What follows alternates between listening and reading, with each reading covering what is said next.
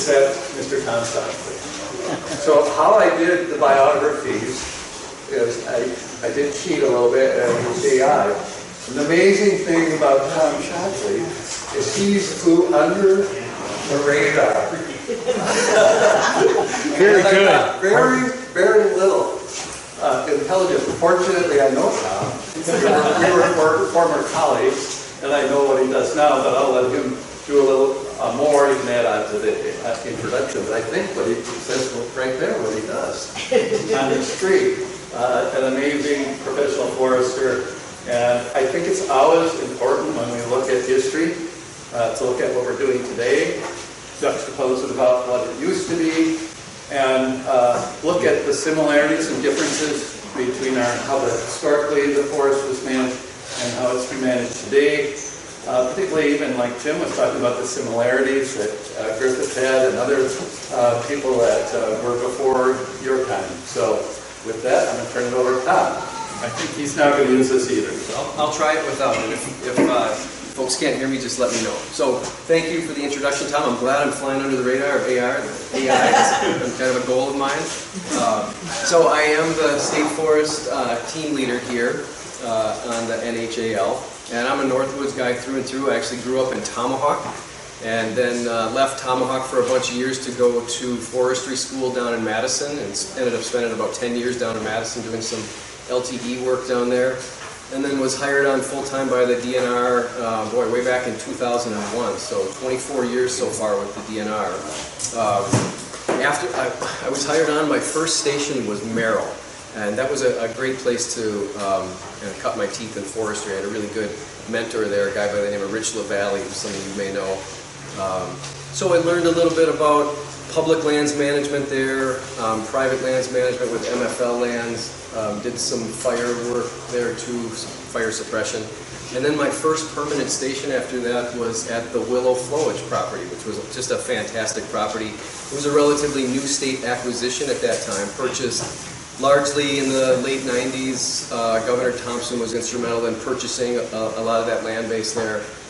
So I spent 15 years working there and got to see that property grow and evolve and change and become more accessible to the public with the recreation infrastructure there, and did a lot of forestry work there. It was previously industrial forest land owned by some of the large paper companies, so it had been managed heavily and carefully.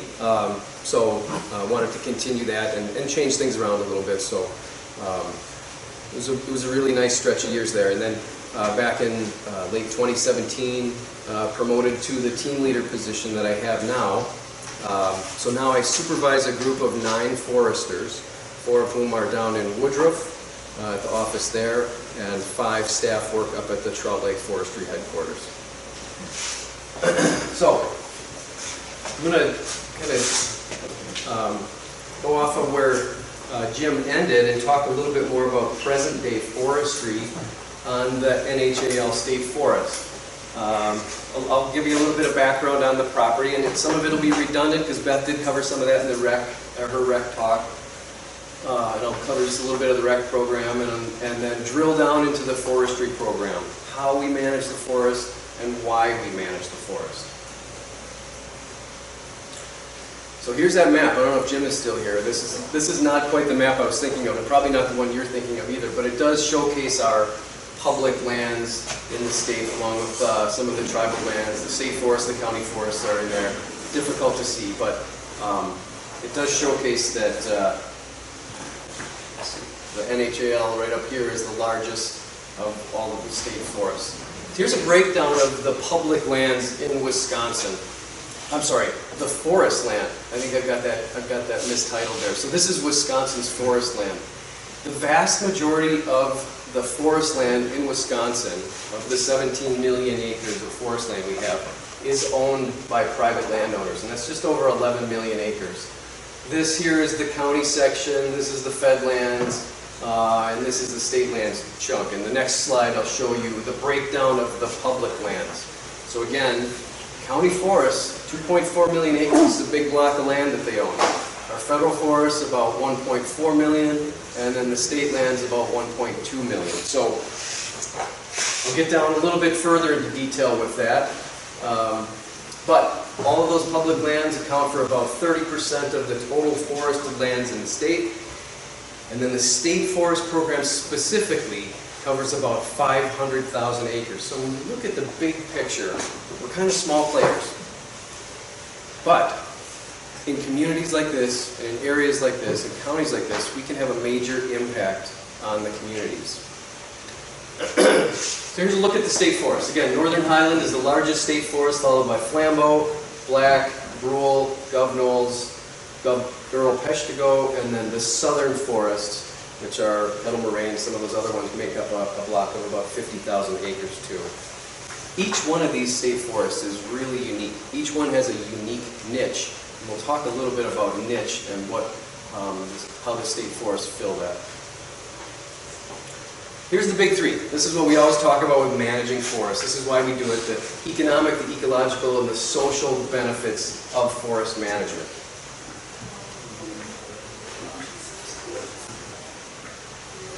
So Jim touched on the different public forest lands. So we got the state lands, the county lands, and the fed lands. How state forests differ. We're managed for multiple uses, not just timber production, but also the wildlife habitat, the recreation, watershed protection, biodiversity. Some of those other public lands are managed for these same things. But this is kind of it in a nutshell here. So state forests, we try to hit that balance of timber management, ecology, recreation, demonstration, research, and we're all governed by state level master plans. The county forests also manage for local economic benefit, recreation, stronger timber emphasis, like John mentioned, than the state forest. And the revenues go directly back to the counties. And there is demand for that revenue. As someone else mentioned here too, the county boards rely on that for all of the functions of those counties.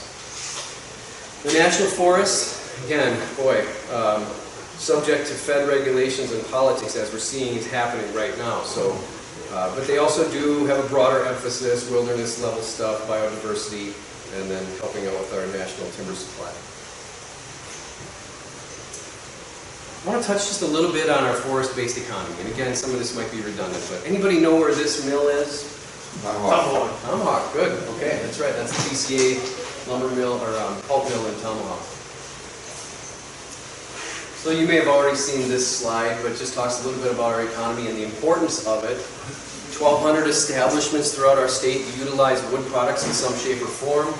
About 65,000 jobs. Lots of goods and services annually, and a big portion of the manufacturing jobs in the state. A lot of people ask me, where does the wood go that comes off the state forest? So this is very close. It's still very similar to this. Just about 2/3 go to pulpwood, and about 1/3 is saw timber. And then we've got a couple little miscellaneous categories there, but that's what happens with our NHAL timber. How does that breakdown differ across other state forests, or like the Flambeau, for instance? It's a good question. Like I mentioned, each one of the state forests has its own little niche. If you go just west of here to the Flambeau River State Forest, they've got very different soil types than we do, and one of their niches is growing better quality hardwood than we have here. So a lot of that is going to saw timber. And I don't know specifically what this like, but my hunch is that shifts down a little bit more like this. They're also in close proximity to some of the other pulp-using mills too. So. And then would that be, say, an even different percentage, like down in the Kettle Moraine, where they're growing pulpwood on one scale and then telephone poles on the other? Absolutely. So it's all driven by markets, of course. And yeah, things have ebbed and flowed over the years in Wisconsin, and we've been losing pulp mills. We'll talk a little bit about that. Anyway, we're still the #1 paper making state in the U.S. as of 2025. However, that has changed. We're down to 6 major pulp mills now in the state, from a high of, I don't know, 14 or 15, I think, at one time. So definitely declining over the years. However, we still do lead the country in paper and pulp production. So I showed that picture of the PCA mill, and just wanted to emphasize the importance of that for our area here. They're a major employer in the Tomahawk area, not just for the people who work at the mill, but for the contractors who deliver the products and supply their mill. And they make kind of a lower grade of paper called corrugated medium, which is the little squiggly lines that's sandwiched in between cardboard boxes. So you can imagine how their business changed during the COVID years when everybody was stuck inside and ordering on Amazon to get their stuff delivered. So they did quite well. Pukal Lumber is also located right down here in Woodruff, and we are super fortunate to have Pukal in our backyard for the NHAL. They source over 60% of their wood from the state forest. And their niche is sawing large diameter pine. So that's fantastic for us because we want to grow large diameter pine. Some of the other state forests don't have this market or markets like this in close proximity.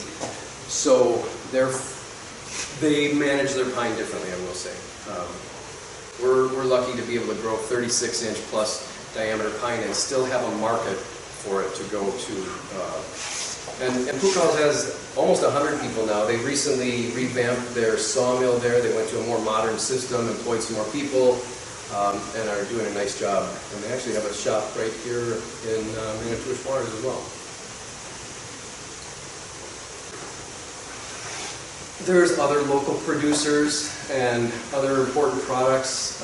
Everybody uses firewood up here. Some people utilize some of our wood to make furniture. And then this, I like to show this, sometimes it's surprising to people that these different products are utilized or manufactured in our state from wood products. So some interesting things there. And I just heard of a new potential mill coming online over in the Hayward area.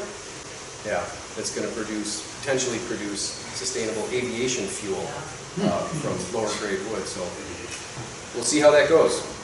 Yeah. So just clearly, we all depend on forest products. We need them, we use them, and they're renewable and sustainable. Okay, so a little bit more specifically about the NHAL. Give you a little bit of an overview, and then again, go into why we manage it and how we manage it. Largest state forest established in 1925, so we're celebrating our 100th year anniversary this year. Cover lands in 3 counties, Vilas, Oneida, and Iron. 236,000 total acres, and of that, about 180,000 is forested. And then 120,000 acres are embedded within the outline of the NHAL that are owned either privately or by towns. And I'll touch on that a little bit later. How or why did Forest County get cut out of the Highlands? Jim mentioned Forest County earlier this morning as... Jim, you may know. It was just, when you go into Forest County, you run into Crandon and that area, and that area had unique challenges in the 1920s. There's a great paper at the Wisconsin Historical Society on rural landscapes there. But yeah, and then it quickly defaulted into federal forest after that. Okay. So, I mean, this happens quickly. But Griffith never was able to purchase that land because he got all tripped up in that 1915 debacle with the straight court. Yeah, so I'm not sure, man, but we always joke with the foresters who are stationed to Crandon. We don't say that they're stationed there, we say they've been banished to Crandon. Okay, so some of the natural features, and Beth touched on this. We've got 900 lakes on the state forest, lots and lots of miles of streams and rivers, natural communities, 30 different tree species live here, lots of plant species, some rare, vertebrates, and a very high concentration of bald eagles, ospreys, and wolves. So some very special natural features here. Another really interesting natural feature is this glacial legacy with the rolling moraines, the kettle lakes, of course, outwash plains. Very diverse forest types here in the state forest, dominated though by aspen, oak, and pine. Some rare natural communities. We got pine barrens and sedge meadows and bogs, and still some old growth pockets left. And we're recognized as a property for our ecological restoration and biodiversity management, which is a feather in our cap. We touched a little bit on the rec program, and I just have a couple of stats. You've heard these before, but lots of different campsites on the state forest with 18 different campgrounds, those canoeing campsites, boat landings, ski trails. So about $1 million in revenue comes in every year to the state forest from all the rec uses. That's from sticker sales, camping fees, trail passes, etc. So it's a big driver here. When we look at the forest program, forestry specifically, so what I and the staff do is we evaluate about 5,500 acres a year for timber harvest. It doesn't mean we harvest that much a year. That's what our database tells us that we need to assess. And I'll talk a little bit more about how that database works. But look at about 2% of the forest land base per year. We harvest on average 80,000 cord equivalents, and that includes the pulpwood and the saw timber mixed together. And that brings in 4.5 million revenue. So again, the rec program brings in $1 million, the forestry program brings in about $4.5 million a year. So we're fortunate that we have the markets that we do to be able to continue that, and I hope that does continue. This isn't a very good map or a chart, but what I wanted to show you here is just a little discussion about how the property breaks down. So largely aspen, almost 40% aspen.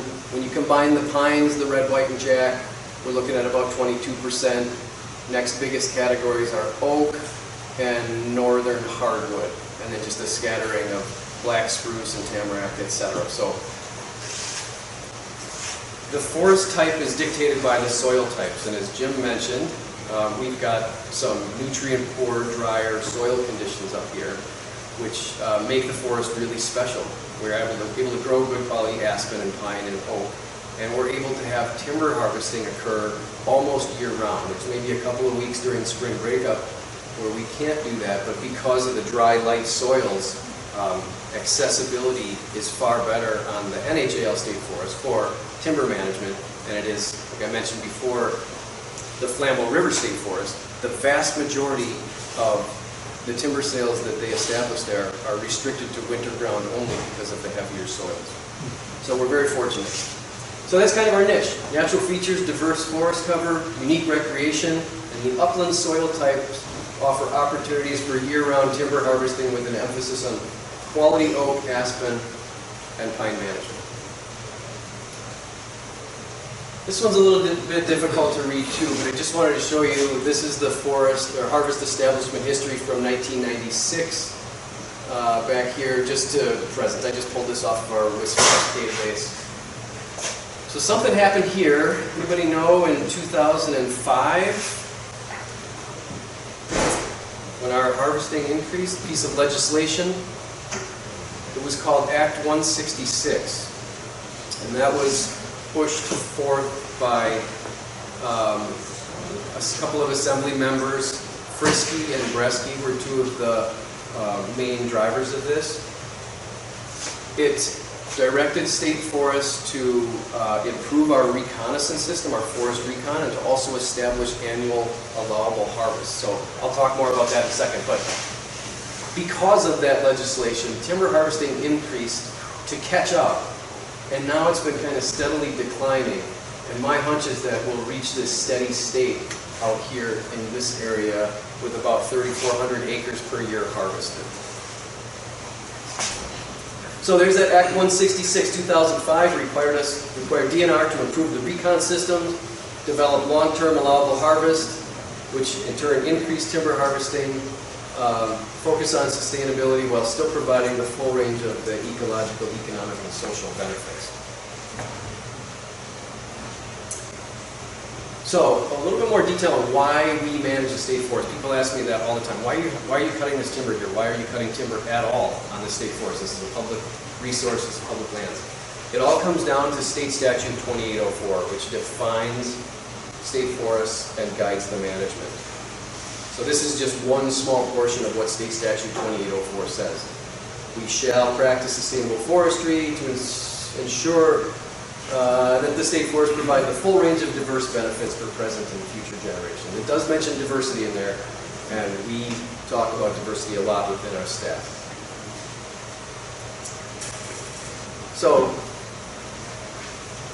With State Statute 2804, when we improved our recon systems, we know that we have ample resources to manage, and we're mandated to manage those resources. So that's my answer to people. Why are you cutting here? Why are you doing this? This is public lands. Well, we know that we have to manage this forest based on State Statute 2804. We have a lot of acres to manage. So we don't even really touch the ingrowth that's coming onto the state forest. There's far more growing than we're harvesting every year. So another reason why we're doing our management is because of master plans. These are, again, guiding documents, cover all aspects of our forest management, and they are adjusted periodically. The current master plan that we have on the state forest was approved in 2005, so it's 20 years old. It's actually 5 years overdue for renewal, but it's going to happen in the next couple of years. There will be a rewrite to the master plan, and there'll be a lot of public information about that too that's shared with everyone who's interested in what the plan is. How well attended are the master plan open houses? Good question. Back in 2005, they were busy. So there were all different stations around. I'm trying to remember where they were. There were different town halls around the state forest in Oneida and Vilas. And they had different experts there, like with the wildlife folks, waters folks, forestry folks, with the information about the specific details on the plan. Lots of people. So I'm hoping that's the same way for this next go around. So within the State Forest Master Plan, there are forest prescriptions by cover type. So there's an aspen chapter in there, there's a pine chapter, there's an oak chapter that guides the staff in terms of what we can and can't do. There's all sorts of different land management classifications laid out across the state forest. And there's also discussion about administration and operations. When our staff have a proposed timber harvest in an area, the first thing they do is open the master plan to find out where these acres are located, what the designation is, what's allowed there based on the plan language. So it's an incredibly important document. Those are kind of the big three categories that we have on the state forest for land management classifications. Forest production area is the largest category. It's over 70% of the state forest lands. And that's where, I'll call it nuts and bolts forestry can occur. We can harvest timber there, we can replant timber, we can use machines, and just basically use the traditional forestry practices. Recreation management areas are the areas like the campsites and trails. And then we've got native community management, which is slightly modified silviculture. There might be goals to grow trees longer or larger. And then we've got SNAs, and I'll talk a little bit more about the SNAs that are embedded within the NHAL.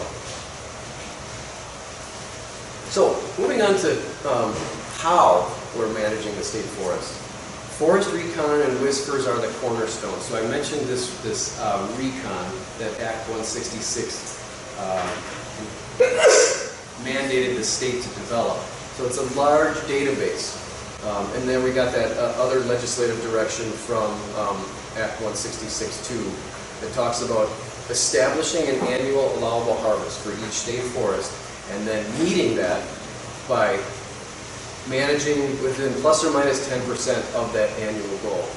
So every year this database spits out a number for us that's called our annual allowable harvest, and every year we have to come in within plus or minus 10% of that number. And I don't know or what, because we've always done that, but I'm not sure who's going to come knocking if we don't. But we do send a report to the Governor's Council on Forestry, so they're aware of this and they watch this very closely. So, this Whispers is a large database of forestry information, tells us which species are growing, how old they are, where they're located, and then we break the forest down into compartments and stands. And this is just for us to understand it and to help with the management of it. This is an example of what's in this large Whispers database. So this is down by Clear Lake on the American Legion side of the forest, so that's property code 4475.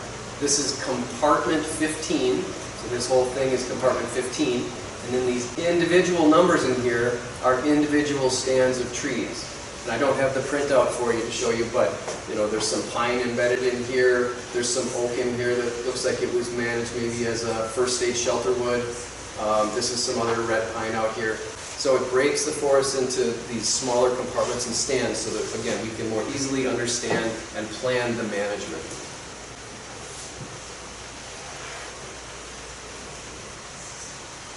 So, I would say next after our master plan is our DNR Forestry Silviculture Manual. And that helps develop management prescriptions by species. And a lot of that is based on the age of the trees, the soil that they're growing on, and then again we fall back to that master plan classification about what is allowed for those tree species. So, our Whispers database identifies the stands that have to be managed. The next step is our staff, the foresters, develop what's known as a pre-sale. And we're the only state forest that develops pre-sales. And I'll talk more about that in a second, but these are basically maps. A pre-sale is a map that has the master plan classification and a very basic management prescription that includes the goals for those stands and then the type of harvest that's proposed there. And from there it goes to internal review. So our internal partners, number one, Parks and Rec, just because of the huge infrastructure of recreation on the state forest. We basically can't set up a timber sale that doesn't impact some sort of campground, campsite, trail, either snowmobile trail or a ski trail or something. So the Parks and Recs folks are extremely important to help guide our management. Also the wildlife folks, extremely important too. We've got a couple of biologists, one in each county, that can help us make some management decisions. Occasionally we consult with fisheries folks if we have a timber sale that may impact a water body or is harvesting plan near a water body. NHC folks, Natural Heritage Conservation, these are our regional ecologists, extremely important too, to help us understand how to manage and mitigate any impacts to threatened or endangered species. And then occasionally we do involve law enforcement too. That's more on the administration of the forest end, but we consult with all these internal partners. We can't do what we do in forestry without all of these folks. Jim? Yeah, and I think it's important to include that anything on the archaeological site index is also reviewed by the foresters, and so they're sensitive to cultural sites as well. That's exactly right. So, yeah, so when the staff are setting up their timber sales and they're consulting with these NHC folks, they're also consulting with our archaeological folks too, looking at maps and a database that shows where existing or known sites are. And occasionally the staff will come upon something that maybe was unknown, but that's when we also bring in the archaeologists to say, hey, is this something important? Do we need to manage around this or consider adjusting our harvest prescription based on what's here? So, extremely valuable. Okay, so once these pre-sales are developed, we go through an internal review with all those folks I mentioned. The pre-sales are posted on the DNR's website 2 years prior to any on-the-ground management occurring. You can find those at dnr.wi.gov and then just search NHAL timber sales. This is what the website will look like. You can see here that we've got posted the 2025 and 2026 pre-sales. The 2024 and 2025 pre-sales are also on there and so on. There's a bunch more information. We want the public, we want to be as transparent as possible. We want the public and our other partners to know what our plans are, to see where we're planning to harvest timber. And again, we're the only state forest that does this, and there's a couple of reasons. One is just the scope and volume of the work that we do, the forestry work, and the other is because of our location in the state, the importance of recreation on this property, those 120,000 acres of private lands embedded within the forest that I mentioned earlier. So we have a lot of eyes on our forest management here on this state forest. So again, we want to be as transparent as possible. We want to hear from people before there's paint on the trees if there's some kind of a potential concern or issue. This is what one of those pre-sales looks like. So again, very basic, just a kind of a basic map that shows where the harvest is planned. Has the compartment and the stand. It's a 76-year-old red pine stand with significant components of white pine and red maple. The stand is scheduled to receive an intermediate thinning to improve health and vigor. Very basic. So again, this is just a preliminary phase. We want this to be out on the website for folks to see. Oh, they're planning to do some timber harvesting right along County Highway J. Well, geez, if I'm a snowmobile club member, I see that the snowmobile trail goes right through there. We might want to engage with them very early and talk about what the plans are, what the time of year is planned for the harvest, etc. So, again, very basic at this phase. Very often the pre-sales are modified, again, based on feedback we receive. So this is not going to be the final timber sale map. Okay, so again, working with our partners. Like I said, we can't do what we do in forestry without our partners. Our wildlife staff review all of our timber sales at that pre-sale phase, and they provide us critical feedback to improve habitat opportunities.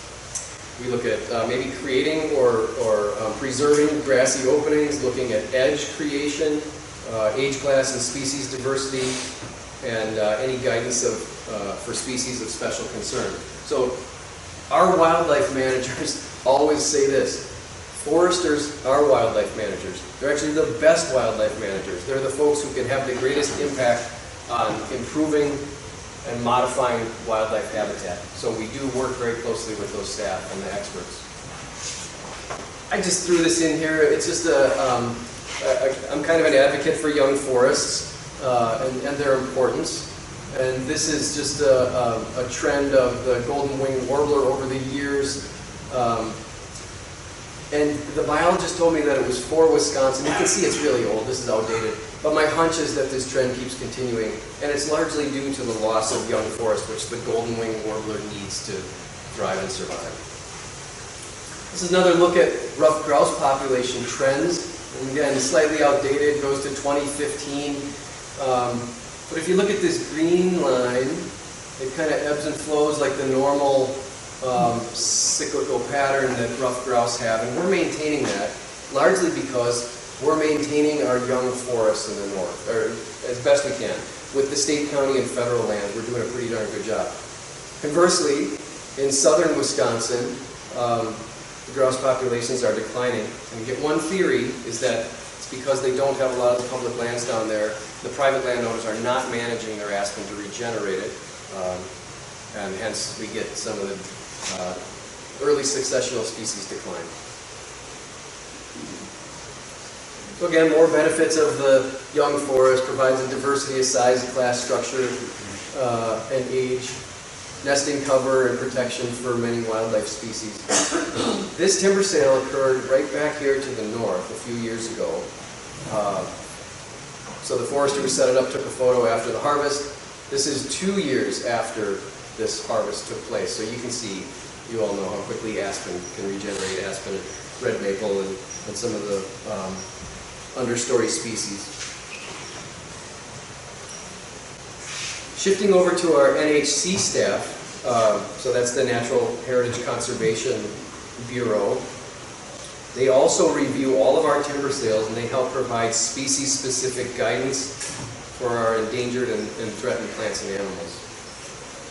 Here's some of the common ones that pop up on the state forest. This is the goshawk, which was in the previous photo.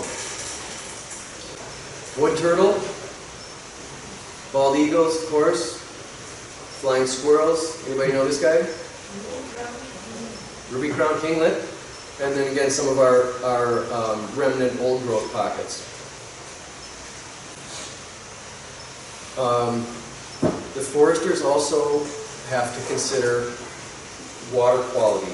Again, with 900 lakes embedded within the state forest and these hundreds of miles of streams and rivers, it's really difficult to set up a timber sale that doesn't impact or isn't adjacent to some sort of a water resource. So this is a great resource for us, the BMP. Jim, I think you had a slide for this that shows this. This is just an example from the book. It talks about riparian management zones and how they differ for the size of the streams. This is the one we run into most often, adjacent to lakes. We have to consider a 100-foot riparian management zone and also on streams that are 3 feet wide and wider. So we're modifying our timber management within this 100-foot zone. It doesn't mean it's off limits for timber harvesting. It just means that we have to consider these BMPs, the BMPs that are in the book, and retain a certain level of tree cover within that riparian management zone. Tom, on top of that, does the NHAL consider county shoreland zoning ordinances at all? Typically not. Okay. No. So, I guess what our attorneys have opined is that our state laws trump the county or local ordinances. Yeah. It's actually more conservative than many of the shoreline ordinances. This is just a photo of an oak thinning that occurred adjacent to a lake nearby here. So, just kind of bringing all that together, when we utilize the expertise of our partners and incorporate their guidance, we develop timber sales that emphasize diversity. Age class diversity, species diversity, water quality protection, wildlife habitat, endangered and threatened species protection. And I say this to the staff all the time. Diversity is the key to having healthy and resilient forests. We want species diversity, we want age class diversity. The forests are much more resilient if they're attacked by insect or disease or windstorms or potentially fire. So we want as much diversity as we can get. This is an actual timber sale map. And I just have a couple of examples of this in here. Just wanted to show you what the timber sale maps look like. This is the forester's dream sale. It's an aspen coppice. Easy to set up, put some red line around it, do some cruising in here to determine the volume. Consider the power line resource. There's an adjacent snowmobile trail here. Not that difficult. When the foresters find or are assigned something like this, they're happy. Conversely, sometimes they get something like this where they've got to harvest the timber back here. They've got to utilize this yellow line here to get back into this property and then maybe deal with a wetland crossing right here where they're going to require timber mats. Lots of private land boundary here. The private landowner wants to harvest their timber too. So there's a whole range of things that our staff run into in terms of complexity when they're setting up their timber sales. We got some challenges. If we want diversity and all we have is aspen, now what? So this is something we've been working on with our wildlife biologists. If we've got these big blocks of aspen, 1,000 acres or so, or hundreds of acres, we've come up with this plan to break these stands up. Instead of a one-age stand, now it'll have a first, second, and third entry staggered by 7 to 10 years. So we break up that age class. Again, we're trying to create more edge in here, more size class diversity in the trees, and possibly even some species diversity.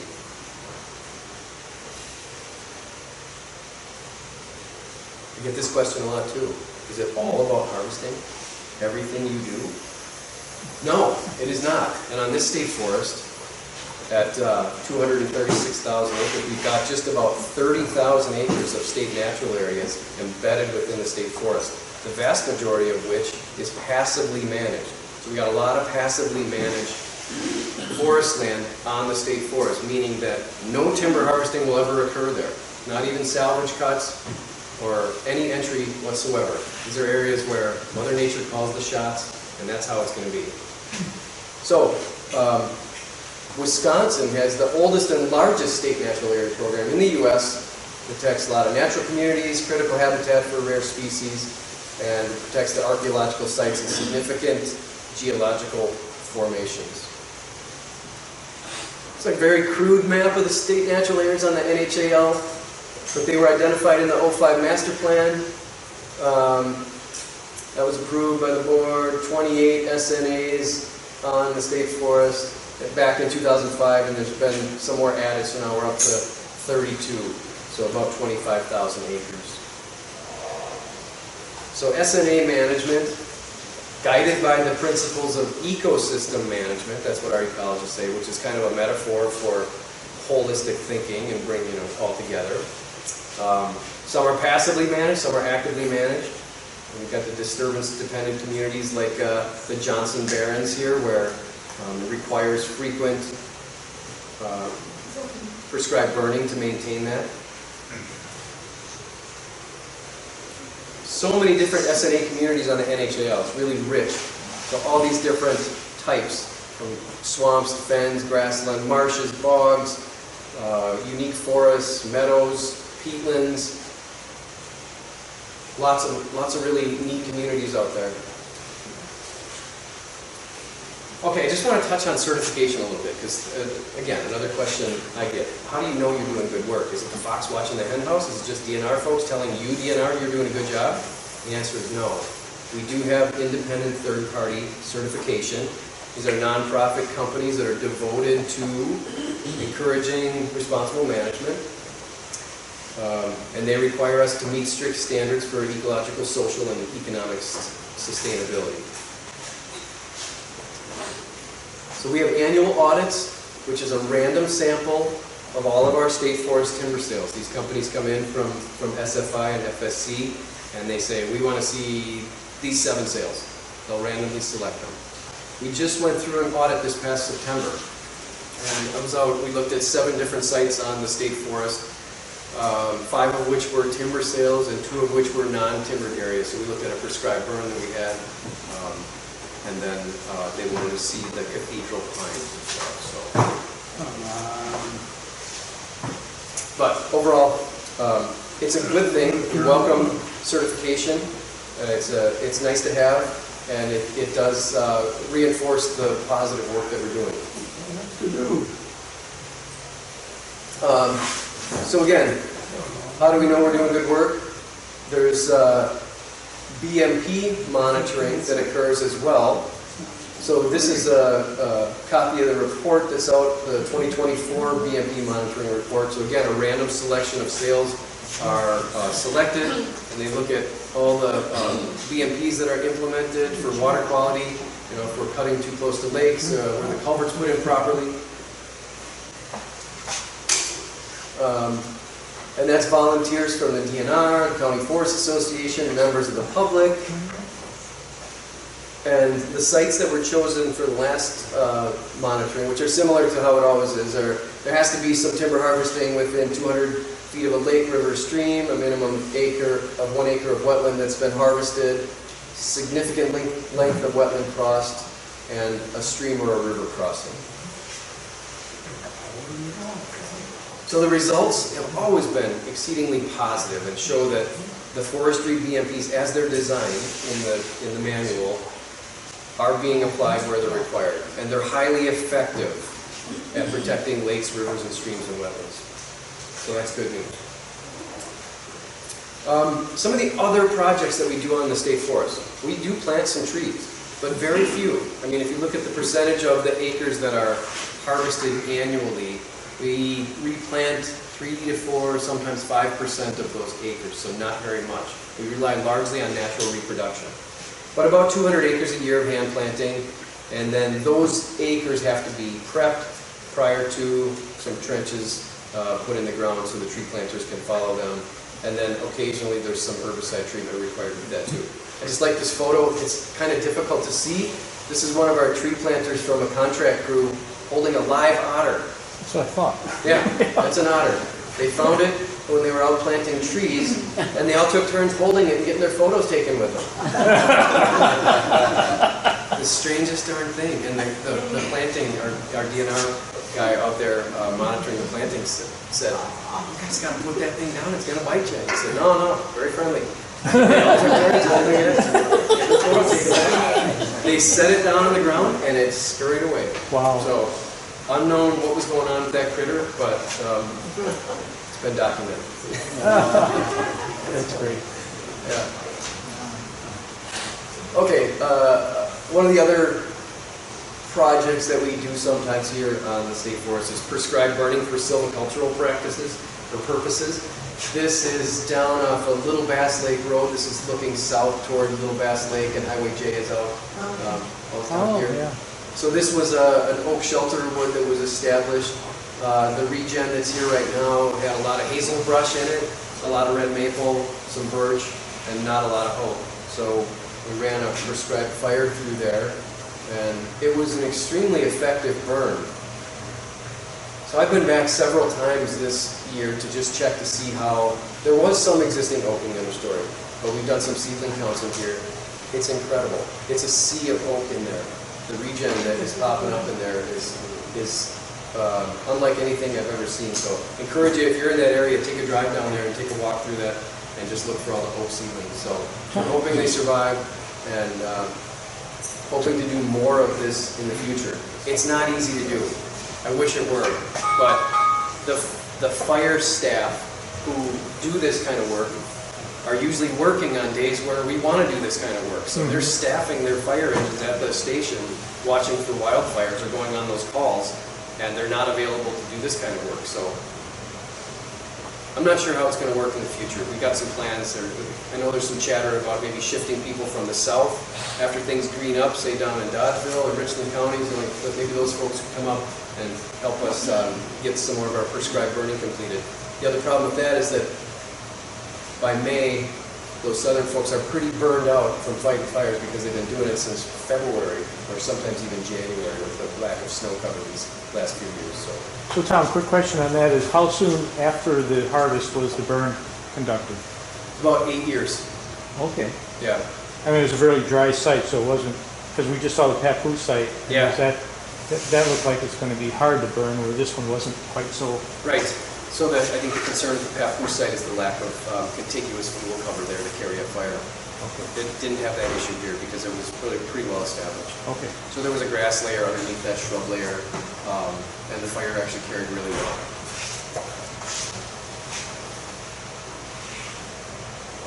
Other projects, so we've got a partnership plan with UW Trout Lake to study timber harvesting impacts on groundwater. So this is Sparkling Lake, which is part of their LTER lakes, the long-term ecological research lakes. They've got several of them around. There's a buoy out here that is constantly taking measurements, looking at temperature and turbidity and chemical makeup, some other things.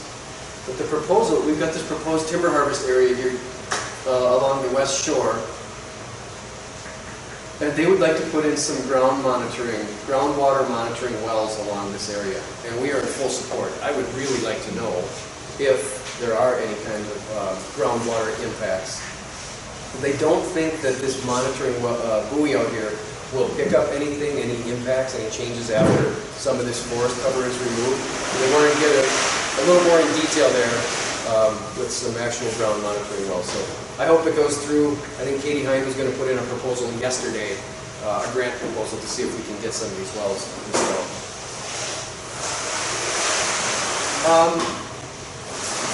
Jim touched on a lot of this. Oh, good. On that picture you just showed, Tom? Yeah.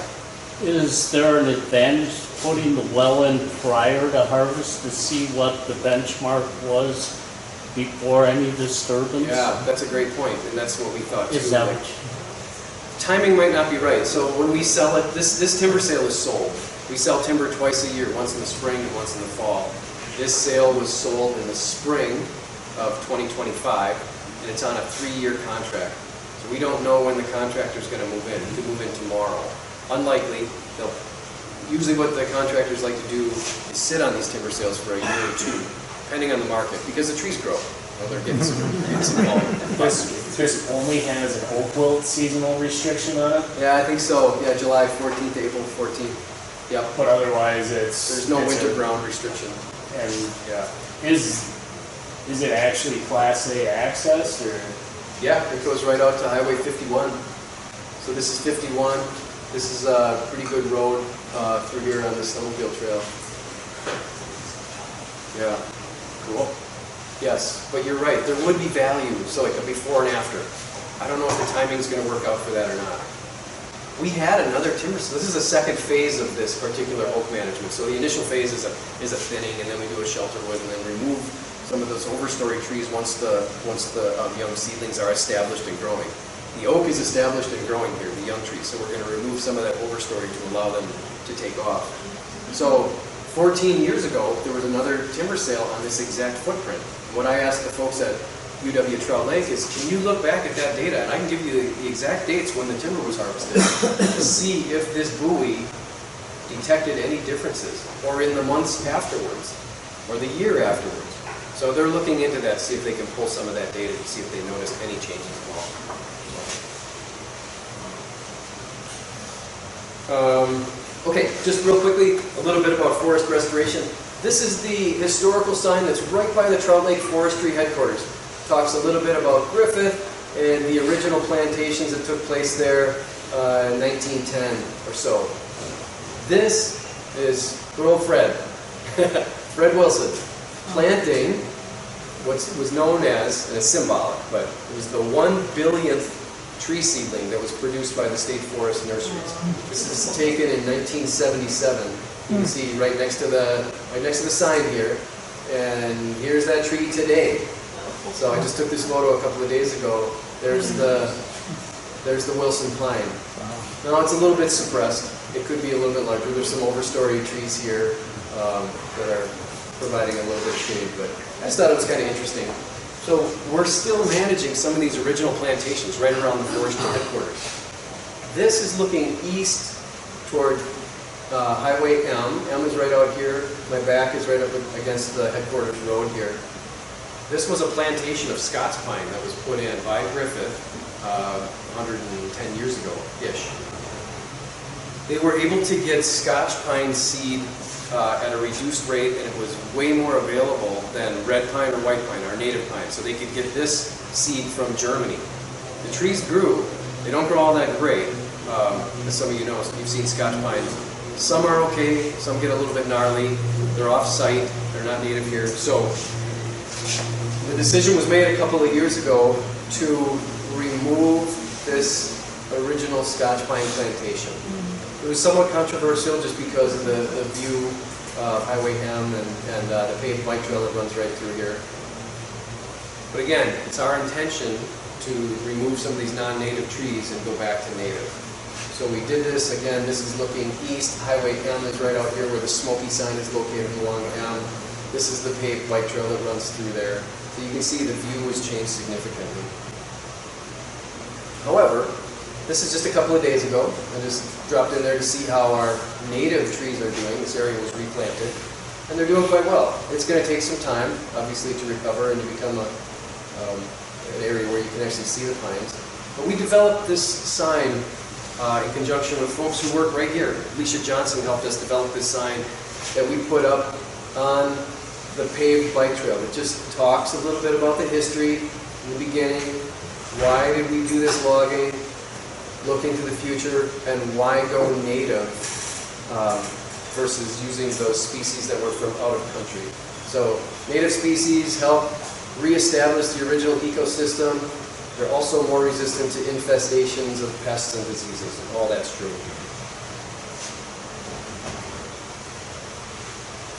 Management challenges, we got a bunch. Public perception, probably A number one. I mentioned all the rec and other infrastructure that we manage around, water resources, private lands embedded within the state forest, and then some of our sensitive species, and weather and unforeseen events. Of these, public perception is A number one. So my phone rings when we have a timber sale that's visible from any of our roads. And again, I just try to do this. I try to explain the how and the why, and ask that there be some patience and some understanding as the area changes and recovers after the timber harvest. Try to explain the benefits of managing timber, etc. How we succeed. Again, communication is the key. We utilize all of our partners, all those specialists I mentioned, our co-workers, our wildlife biologists, our ecologists. We really want to hear from the public and our local residents, and that's through our pre-sale process. Again, we try to be as transparent as possible with the management that we're doing. And then the list of our specialists. We can't succeed without all of these folks. So we're turning 100. I like this statement. The NHAL is not just a forest, it's a living classroom, an ecological treasure, and an extensive community resource. That's all I got. And I'm standing between us and lunch.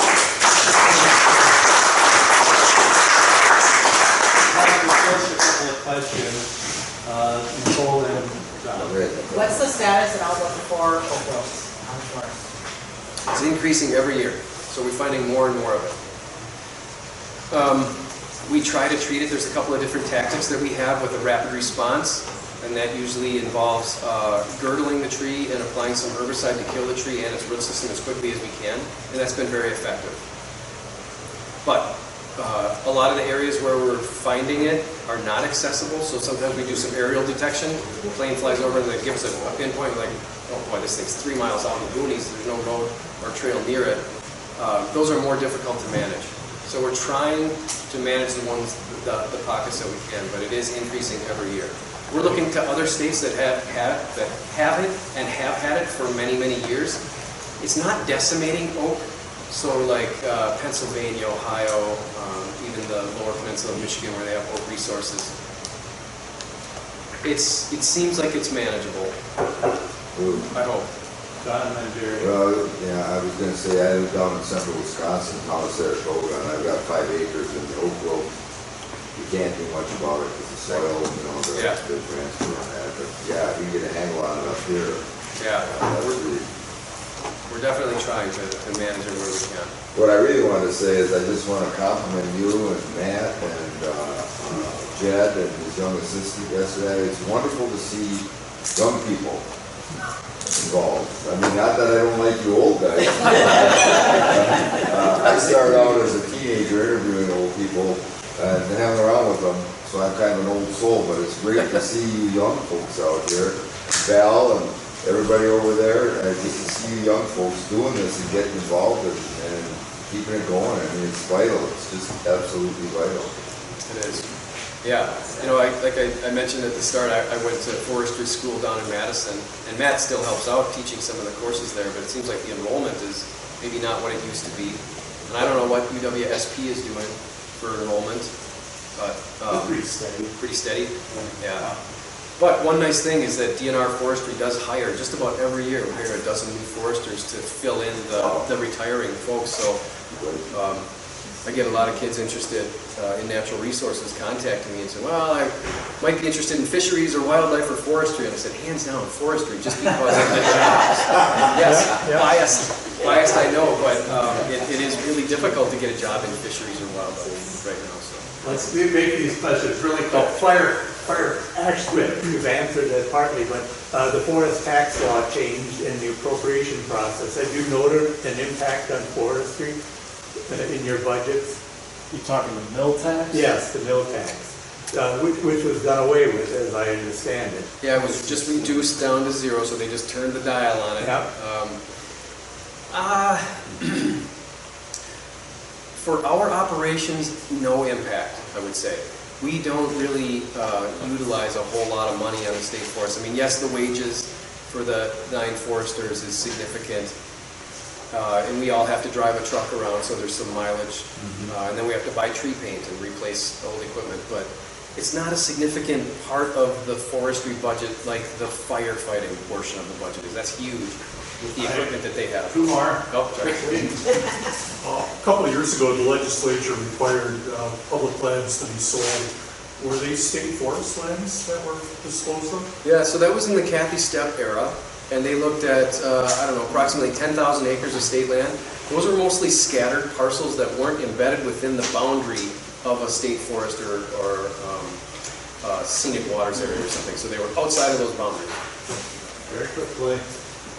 Yeah, I don't know if I can be real quick, but my first meeting here with this group, and I'm really impressed to hear how much you're talking about timber harvesting, because I grew up in Wisconsin Rapids, graduated from the University of Minnesota, worked for the Forest Service, and then through Consolidated Papers. You talk about a community that's changed. Consolidated Papers harvested 600,000 cords of wood back in the early days when I worked for them. Right now, because of nobody reading magazines and that much anymore, Wisconsin Rapids just went through its third from Consolidated to Storienso to Verso and now Billerud. Billerud is in Escanaba. We have about 100 people working at the mill right now compared to 6,500 back at the turn of the century. And in the process of tearing down the kraft mill, the paper mill is an arm of Billerud, which is in Escanaba. But 600,000 cords of wood was harvested in trucks and everything years ago. All of it came from basically Wisconsin, except for the 43,000 acres of consolidated homes in Minnesota. And it's just this thing here that kind of drove us away from all the magazines and everything we used to read, and that was Consolidated's forte. They had high quality enamel printing paper. They own mills in Point, Buren, and Rapids. The Point mill is owned by Pixel. The mill in Buren is owned by a Chinese firm. It used to be a big wood yard. Now when you drive through there, there's no wood yard. It's all big bales of recycled paper, which we're using. So, Yeah, it's changed. but my point is, I also made a living as a logger for 10 years. And the struggles that you have there trying to convince, I'm sorry, but we can't go in and harvest the timber without, it looks like a mess to somebody. But, we're working our butts off trying to make a living and everything, and it seems like you're fighting uphill all the way to do a very essential thing, and that's harvest the timber. So I got to cut off here. Yeah. It is a good conversation, Yeah. I don't need to, but I know Kate wants to ask a question, and I would, even though she's on my team, go ahead, Kate, quickly. Quick, what's the status of white and yellow, not white, paper birch and yellow birch in the forest today as it compared to earlier days? Historic acreage? I don't know. I'd have to, yellow birch is not very significant on the NHAL here. We do have pockets of it in some of the areas with heavier soils and the better quality soils, but it's such a small percentage of what we do here, so I'm just not sure. We're really successful at regenerating white birch. We don't harvest a lot of yellow birch either, so if a forester is going through a northern hardwood stand and marking trees for removal, very rarely would mark a yellow birch. They're always just left behind as a seed source to try to rain down and create more. Yeah. All right, I have